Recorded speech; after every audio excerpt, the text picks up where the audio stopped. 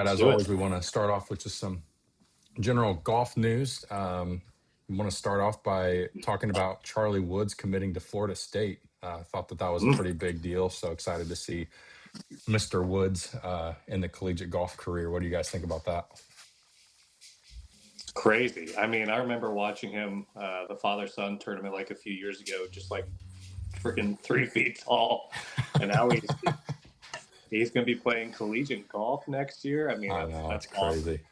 Yeah, in my mind, and this makes me sound like an old man. In my mind, Charlie Woods is like 10 years old. So not It really feels that way sure. still. Not really sure how he can be playing collegiate golf next year. But Gavin, did you see the news? Are you with the Times? Yeah, I saw that.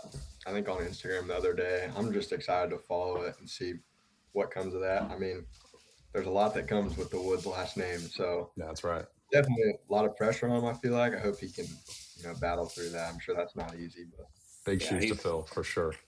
he's under a microscope for sure. But Yeah. hopefully he just enjoys his first year. And then after he gets his feel for it, hopefully he wins everything. That's kind of what I'm That's right. Yeah. Bigger and better than his dad, I think. Crazy. Justin Thomas is on the path to return from injury, so it looks like he got cleared, and he's going to look to make his PGA Tour debut, or at least the season debut, here sooner than later. So excited about that. I feel like golf's not at its peak or at its like best if JT's on the sidelines. So I'm excited to have him come back. Did you guys see Neil Shipley's hole in one? I did. I didn't see it. Crazy. The Yeah. backspin was amazing. The backspin was so sweet. He almost looked like he broke something on the screen. Like he reacted like he broke something, and then it landed, and then it spun back. So, Gavin, Neil Shipley stepped in as an alternate for the Bay Golf Club on TGL, and stepped up right after his partners called. I think the hole in one, the ace, stepped up and spun it right back in. First ever hole in one in TGL history. So it's pretty exciting. Yeah, it's cool. I want to hear you guys' thoughts on the live players coming back to the PGA Tour, specifically Patrick Reed and Brooks Koepka. We've seen Brooks make his PGA debut. Patrick Reed is kind of shunned to the DP World Tour for now, but what do you guys think about those guys coming back? huge. I mean, I think they're going to have a good season. I could see Reed dominating once he returns. I feel like he's going to get at least a couple top tens in the majors this year as well. Wow. Everything seems to be pretty dialed in for him right now, so it'll be Great. fun to watch. Yeah, I think it's just good for golf. I mean, like I said, I'm newer to watching golf. Really, within the last year, I would say I started watching golf more seriously, and so to kind of understand the tensions that are there and how big it is for these guys to be coming back, it's kind of ramped it up for me a little bit of like, oh, Brooks is back. I kind of want to follow this. So Yeah, I think I said this last week, but I think Liv breathes and dies with Bryson. So it was kind of a big deal for him to not come back within the allotted window that closed on February 2nd. So we'll just have to see. We'll have to see. But Brett, what do you think about Liv? What do you think about their current stance and situation right now? Yeah, I don't think they're necessarily gaining any popularity. Still, of course, some really big names over there. Still feels like the golf world's a little broken. But I do think this year we're kind of moving towards healing, and I'd love to see all the guys playing against each other every week. I mean, we've got some big names on the PGA Tour and on LIV, but if we could get those guys, like the new big players like Goddard rising next year, I want to see them just go head to head. Yeah. We're still missing a lot. We need that connection back. So hopefully there's some deals that get worked out this year. Yeah. Well, you said a name that is kind of hot on the list right now of what to talk about for today. When I always talk about the previous weekend's tournament as well as the upcoming week's tournament. This past weekend, we got to watch the People's Open, the Waste Management Open, out in Scottsdale every year. Pretty cool. It's kind of weird to see the defending champion not in the field with Thomas Dietrich making his move over to live. But yeah, stars are rising. Some controversy at the end as well. So I want to talk about this past weekend as Chris Goddard continues his super hot 2026 start. What do you guys think about this past weekend? Yeah, I mean, he was one of my picks. I pick 6 guys every week. He was one of them. His stats are so weird. Like, he's not. If you're going through a list, he'd probably be like the 30th guy you would pick. Like, yeah, that guy's got a On chance. paper, But yeah. yeah, I mean, I think he was second in driving distance, and that's really what got it done. Driving distance paired with greens and reg. And then putting was just like middle tier, up and down, scrambling, middle tier. But it worked. It must have been the formula last week. So I think he's off to a good start as well this week, last I checked. Absolutely. Yeah, that was my take from watching him. I'm like, this guy mashes the golf ball. Uh-huh. I mean, he hits it a mile. There was a hole where I was like, geez. And I remember on TV they were showing it, like he had the furthest drive on one of the holes by a mile. And yeah, it's just such an advantage. And I think it was really cool. I mean, he hung around on that last day and he finished really strong. Mm-hmm. And, got to go in that playoff and ended up getting it done. I was feeling pretty confident in watching him the first few days, and then he kind of, I don't know, fell off a little bit, but he just kept hanging around and he got it done when it mattered. So Yeah. It was cool to watch. I think I remember the announcers even saying that he's not going to get it done. It was Sunday afternoon. He was like, he's just not going to get it done today. He's going to fall short.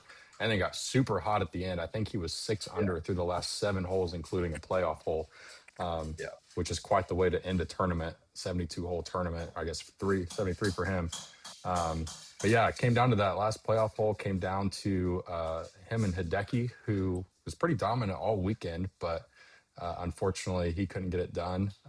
There's some controversy at the end. That's what I was alluding to earlier, where he was backed off of 2 shots, 1 putt to win the tournament, and then right before his tee shot. Did you guys see that? Yeah. I saw some clips of that. I mean, I feel like that happens pretty much every week, at least to someone. But when it's like someone who's got a chance to actually win the tournament, that's when it's really like highlighted. This can make a difference of a shot or two. Yeah. People getting in the way. So it's kind of part of golf, but Hideki does seem like the kind of guy that gets like hyper focused. Mm-hmm. So I bet it did affect his game. Yeah, I think so. He could not find a fairway, and so right. I don't know. The guy was battling. I'll give him that though. Yeah, I mean, at the end of the day, you can make the excuse of the 2 back-offs. One, I think, was intentional by a fan, and the other, I read a report that was a golf course official or a volunteer kind of knocked over a chair right in his backswing. So one was intentional, one was not. But at the end of the day, you got to hit your fairways. I think he hit 4 or 5 all day on Sunday, and that's just not going to get it done. So, yeah, at the end of the day, you gotta call it what it is. You also have to give Chris Goddard the credit that he deserves for staying in there and hanging in there, and making it happen when it matters. I have a stat for us that just shows how dominant Scotty has been across the board. Officially now, the distance and the amount of points that he has between him and the official world golf rankings and second place, who's Rory McIlroy, the distance between him and Rory is greater than the distance between Rory and you, me, and all the other people who don't have official world golf rankings. Wow.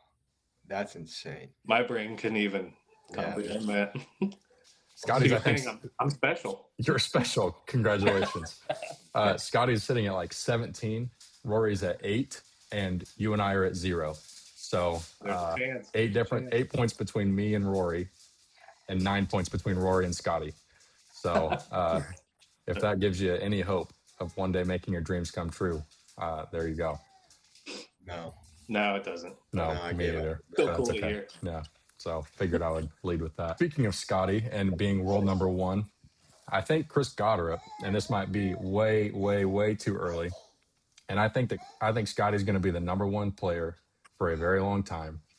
I can see the next number 1 player in the world being Chris Goddard. When I think about Chris's game with the stats we've seen so far, I'm going to call out early he doesn't do well in majors because he's not good with driving accuracy. His game actually pretty heavily resembles DeChambeau's. Mm-hmm. Just blast the drive, and then your proximity should get better. if you're hitting your irons pretty well. But if there's like a lot of penalizing rough, or just just has like I can think of like a British Open course where that distance isn't as important, I think he'll struggle. But there are going to be some tournaments during the PGA Tour season where he just destroys everyone. Yeah. Because he's just going to mash it and flick it on the green. So. Yeah, and my take is assuming that he continues playing as hot as he is right now, which is going to be hard to do. It's going to be hard to replicate. It's going to be hard to continue. But if he can establish himself and just kind of put himself in a position, he's shown that he can get it done if he's within reach. Mm-hmm. So I'd like to really see him in match play. I think if you pair him with someone who's like a really good putter or really good with short game, then that would be like a crazy team, really good alternate shot team or something like that. So yeah, it's great. All right, let's move our focus to this weekend's tournament. We have the AT&T Pebble Beach Pro-Am. Really excited about this. The defending champion is Rory. He's back in the field again this week. Off to a good start. Want to start with some predictions, and then we'll talk about some dark horse top 5 finishers. So what are your guys' predictions for this weekend's champion? I'm taking Rory back to back. Back to back. All right. I like back to back this week. I think he gets it done. I've got Siwoo this week. He's my main pick. I've got 6 total picks for my lineup this week. Siwoo's one of them. I've got McIntyre, Knapp, Cootie, and I'll go ahead and throw my 2 dark horses as well. Kitayama and JT Poston. Okay. They're both, if I remember right, top 10 in greens and reg right now. I think Kitayama might be top 15, but they're trending up pretty high. So they were my dark horse picks. I love it. Yeah. And just a disclaimer, we are halfway through the first round, which is why, 1, we're moving our meeting to Wednesday. But 2, I want to let it be known that our picks were made before the first TU shot was ever even hit. So the picks were in. I made all these this morning. Yeah. My pick for this weekend is I think that Tommy Fleetwood is going to get his first regular season win. Obviously, he got the FedEx Cup tournament win at Eastlake last year, but I think that he secures the first regular season win in his career. A dark horse top 5 finish, I don't necessarily think this guy's going to win, but I think Sepp Straka could come out and be in the top 5 when it's all said and done this weekend. I like his game, especially if it's windy. I think that he has some experience playing in some windier conditions, just kind of being from overseas. So I think he's got the game to do it this weekend. I'm not sure if he'll get it done because, again, want to see Tommy Fleetwood do that. But I think Sepp Straka could be a dark horse pick for me. I don't even know if I would consider him a dark horse because I feel like he's right around the leaderboard each week. But Akshay Bhatia, I mean, I love watching him play. He's just got a pure swing, left-handed, and if he's rolling the putter well, I think he can definitely be a top 5 guy this week. But I think he lost a lot of strokes last week on putts, and so if he can putt well this week, hopefully he can get top 5. But I would like to see him.